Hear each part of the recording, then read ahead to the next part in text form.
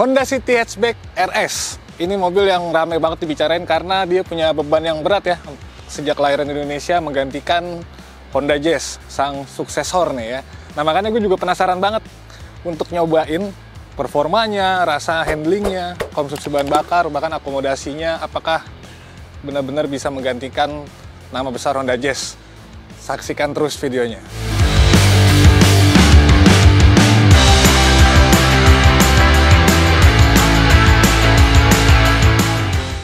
Kalau kita bahas tampilan ya, ini bukan Honda Civic, pastinya juga bukan Jazz ya, tapi emang bagian depannya ini udah kayak mobil-mobil Honda kekinian, solid wing face-nya, dan gue sukanya ini semua warna hitam, mungkin karena dia tipe RS ya, udah yang dibikinnya ala-ala sport.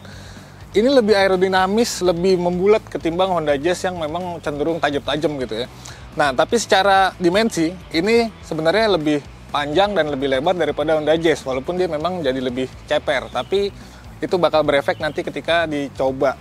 Nih, bagian depannya tuh keren, lampu-lampunya udah full LED semua, dan ini gue suka semuanya bagiannya hitam. Di sini buat fog lamp-nya ada aksen-aksen garis-garis kayak gini, kayak cakar ya. Dan sini ada aksen karbon. Secara tampilan dari depan sih oke lah ini. Bahkan mungkin beda-beda tipis sama Civic kali ya. Adanya Civic, baby Civic. Oke, ke samping. Nah lihat ya, bagian sampingnya juga dia udah emang kupil banget ya ininya. Terus nuansa hitam di sini, terus di spion sama di shark fin antenanya juga hitam. Bahkan nuansa peleknya juga sebenarnya walaupun ini dual tone tapi hitam. Dia pakai pelek 16 inci, bannya Bridgestone Turanza. Profilnya cukup tipis. Terus di sini ada buat smart entry ya. Nah tadi yang gue bilang ini lebih panjang dari Honda Jazz. Honda Jazz tuh di bawah 4 meter ya, ini 4 meter lebih. Kita bisa lihat di sini kayak ada space banyak nih di pilar paling belakang. Udah gitu di overhangnya juga dia agak ini. Jadi memang secara space dia harusnya bisa lebih lapang dari Honda Jazz ya. Nah kita lihat bagian belakangnya. Nah kalau bagian depan itu mirip sama Civic ya. Bagian belakang sih ini bisa mirip sama Brio lah. Atau mungkin Brio harusnya kayak gini biar lebih keren ya. Ini beneran hatchback, basicnya dari Honda City yang sedan. Di sini ada Diamond stop lamp, ada defogger, wiper, semuanya sih lengkap ya. Nah ini desain lampunya gue suka. Dari aksennya, dari ininya, ini mirip kayak lampu-lampu BMW nih. Terus ada tulisan sini Honda City, dan di sini ada emblem RS-nya lagi. Nah, untuk nambah kesan sporty di bagian bawahnya, ini diffusernya di bumpernya agresif banget cuy ya. Ini ada karbonnya, terus ada bolong-bolongan palsunya kayak gini. Ini bagi dua kayak gitu. Kalau ditambah sama moncong knalpot 2 biji kanan kiri itu bakal lebih sporty, tapi sayangnya ini cuma 1 ya. Terus di sini ada sensor-sensor, juga ada kamera parkir. Nah, sekalian deh kita bahas bagasinya. Oke. Ini mobil sebenarnya bisa menyaingi Honda Jazz lah secara akomodasi. Kenapa gue bilang? Karena dia punya apa sih istilahnya tuh ya menurut Honda tuh. Jadi konfigurasi kursinya itu bener-bener bisa ngasih multifungsi lah gitu ya. Lo mau bawa barang banyak tinggi, nanti gue kasih contoh, itu bisa di depan gitu ya. Ini misalnya kita lipat nih.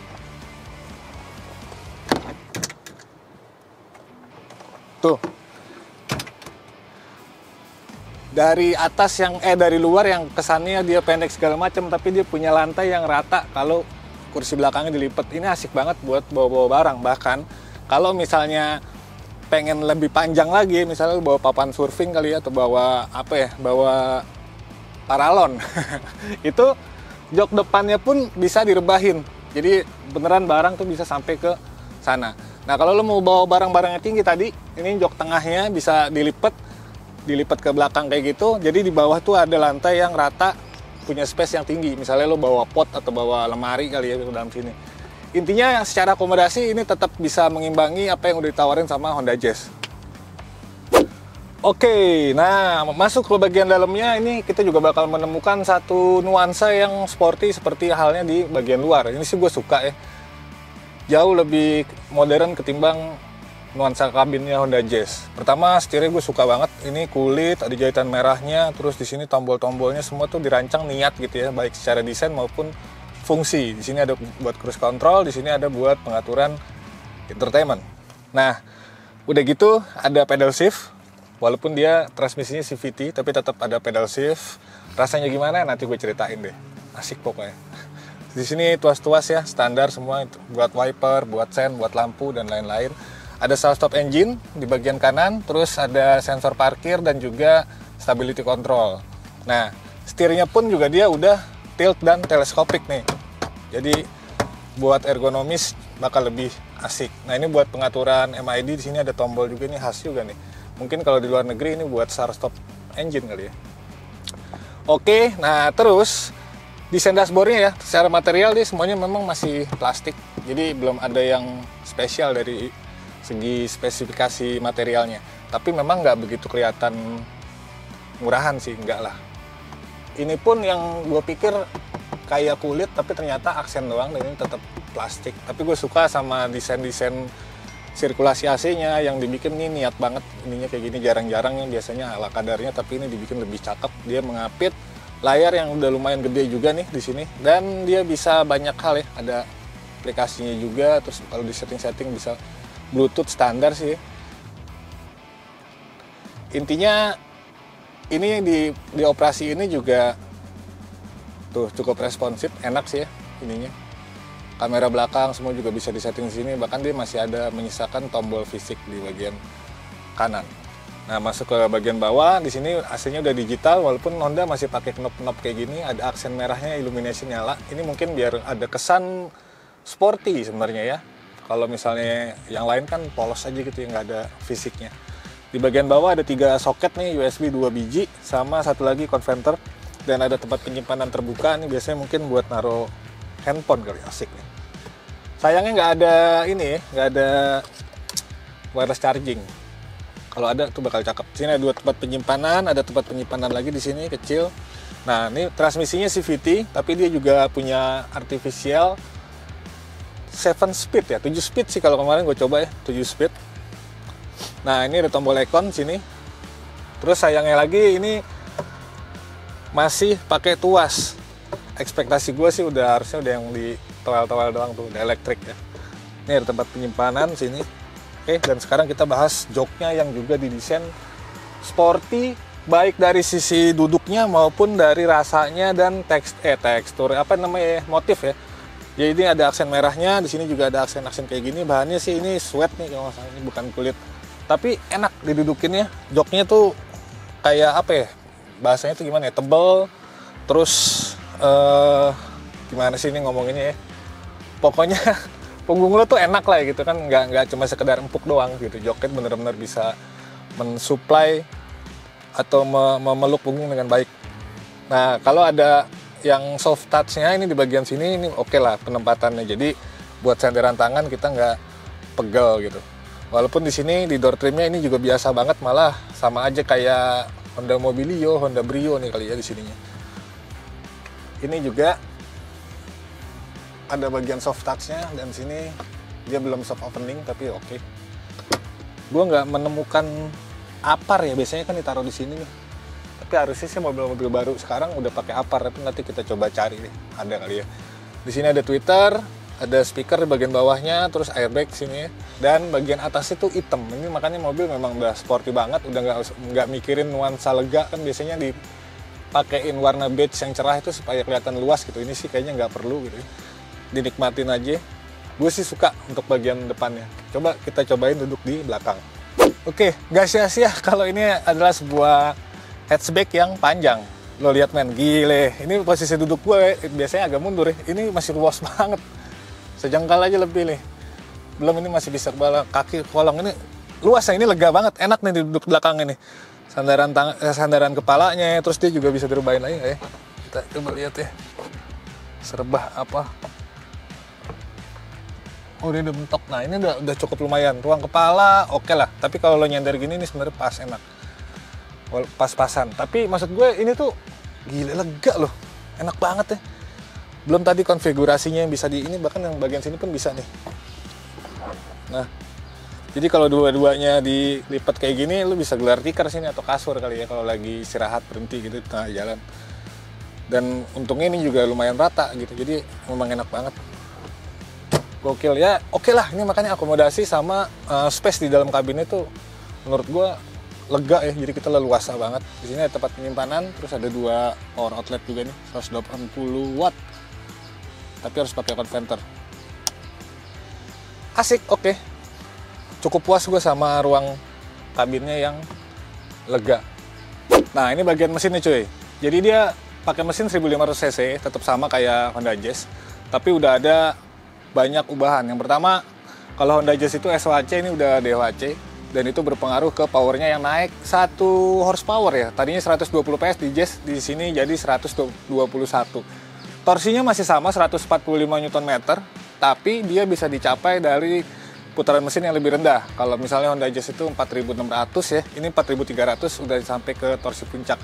Nih konfigurasi mesinnya kayak gini agak berantakan. Harusnya Honda bisa ngasih cover yang lebih keren lah ya gitu. Apalagi ini udah ada emblem RS, jadi kalau gini memang kelihatannya agak ruwet nih gitu.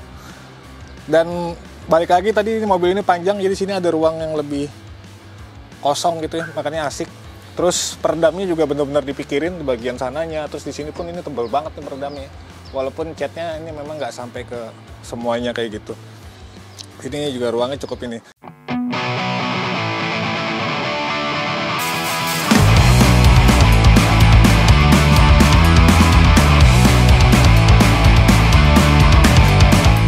Nah, gimana performanya dari si mesin ini ya?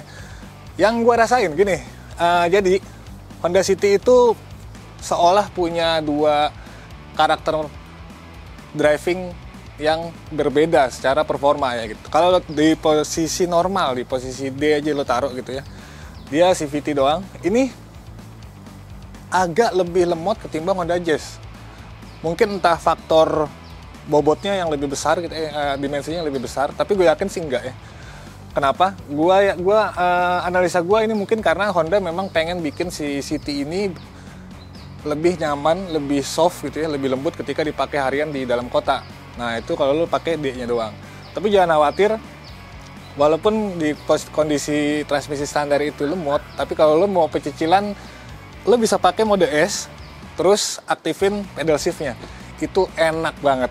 Dan walaupun di artifisial, tapi perpindahan giginya itu tetap berasa dan responsif gitu. Misalnya kayak gue mau nyalip mau apa, dipindahin dari gigi 3 pindah ke gigi 2, itu putaran mesinnya selalu tinggi. Nah fungsinya padahal sebenarnya si S itu cuma ngejaga putaran mesinnya tetap tinggi aja. Jadi respon gasnya lebih oke lah gitu. Itu sampai 7 speed. Makanya ada 2 berkendara lah. Kalau misalnya lo mau santai-santai aja taruh di D gitu ya, mainin CVT-nya biasa, dan itu bakalan agak sedikit lemot tapi bensinnya irit. Ini gue jalan-jalan di perkotaan sekitar 12-13 km per liter, itu cukup lumayan. Bahkan kalau di jalan tol itu bisa sampai 20 km per liter untuk konsumsi bahan bakarnya. Dan kalau lo pengen pecicilan, tadi gue bilang tinggal aktifin mode S-nya terus pakai pedal shift-nya. Ini mobil anak muda banget lah rasanya kalau misalnya kayak gitu. Terus handlingnya gimana? Ini juga salah satu yang menurut gue justru sedikit lebih baik dari Honda Jazz. Oke lah, kalau akselerasi dalam kondisi normal dia sedikit di bawah Honda Jazz, tapi untuk urusan handling ini top banget. Mungkin karena dia lebih lebar, wheelbase-nya lebih panjang dan lebih rendah. Jadi di jalan tuh enak. Kalau misalnya lo belok gitu, body roll-nya tuh gue sempet takjub ya. Jadi gue coba lewat jalan yang agak turunan terus belok kayak gitu, itu gue meluncurin gitu aja. Itu pas belok tuh gila. Beneran kayak nurut gitu ya. Si body tuh setirnya juga presisi, enak lah. Ini secara handling menurut gue mantep banget. Suspensinya emang agak sedikit keras karena dia juga karakternya sporty, tapi tetap lebih berasa mahal ya ketika lo lewat posisi tidur atau apa, sama sekali no issue. Yang gue suka bener-bener dari sisi handlingnya yang dia tetap gesit, tetap tajam, dan juga minim body roll. Ini salut buat Honda, dari sisi handling dia bisa menyaingi bahkan sedikit melebihi dari si Honda Jazz. Oke, kita coba tarik kesimpulan. Kalau misalnya secara overall ini mobil masih biasa aja ya. Kalau misalnya kita bandingin sama Honda Jazz, belum ada sisi radikalisme yang ditawarkan Honda di penggantinya ini. Jadi dia tetap konvensional lah menurut gue. Dari segi fitur gitu ya, itu nggak beda jauh dari Honda Jazz sebenarnya. Kalaupun kita ngomongin fitur gimmick, itu cuma si remote kuncinya. Kita bisa nyalain mesin dari remote-nya ini doang gitu. Ini doang yang jadi fitur gimmick. Sisanya sih sebenarnya masih sama gitu. Maksud gue sangat disayangkan ketika mobil-mobil baru saat ini tuh berlomba-lomba ngasih fitur-fitur yang unik-unik, yang canggih-canggih, walaupun belum tentu kepake sih memang ya. Tapi di sini gue lihat sih masih biasa aja dalam urusan fitur. Tapi secara feel berkendara ini juara banget. Terus udah gitu performa oke lah, lo dapet konsumsi bahan bakar iritnya dapet. performanya juga bisa dapat gitu. Walaupun memang balik lagi ini nggak spesial banget. Terus harga jualnya karena dia juga udah dipakai masih kena PPNBM 0% ya yang diperpanjang itu. Jadi masih bisa di bawah 300 juta, 299 juta kalau nggak salah ya harganya. Ini juga cukup lumayan dari segi harga. Ya dibilang murah enggak, dibilang mahal juga enggak gitu. Pas lah. Nggak tahu kalau nanti PPNBM udah selesai berapa harganya, kita lihat aja nanti ya. Tapi intinya kayak gitu. Terus kelebihannya tadi yang gue bilang ya, tampangnya oke, terus rasa berkendaranya enak, udah gitu akomodasinya ya, joknya tuh bener-bener fleksibel banget gitu. Terus kalau misalnya kita bicara kekurangan ya tadi, rem tangan itu belum elektrik ya, parking brake-nya. Sama ini nih sebenarnya minim sih, tapi dia posisi si spion itu kayak sedikit lebih ke belakang. Jadi kalau di sisi sini tuh agak susah gitu, bukan susah ya, kagok gitu ya, lu kalau ngeliat itu kagok. Kalau di situ mungkin no issue, tapi di sini nih, jadi dia kayak terlalu ke belakang gitu, kurang maju dikit posisinya. Terus apalagi ya, sisanya udah sih, nggak ada. Cukup sulit untuk menemukan kekurangan untuk mobil yang masih sebaru ini. Tapi intinya kalau ditanya dia bisa menggantikan Honda Jazz apa enggak, selain nama besar Honda Jazz, dia bisa dan layak menurut gue. Kira-kira kayak gitulah. Tapi kalau lu punya opini lain, sampein aja di kolom komentar. Santai aja, oke? Gue pamit dulu. Sampai jumpa di video-video gue selanjutnya. Peace! Belakang. Oh iya, roll ya. Oh udah roll. Gelap kan nih?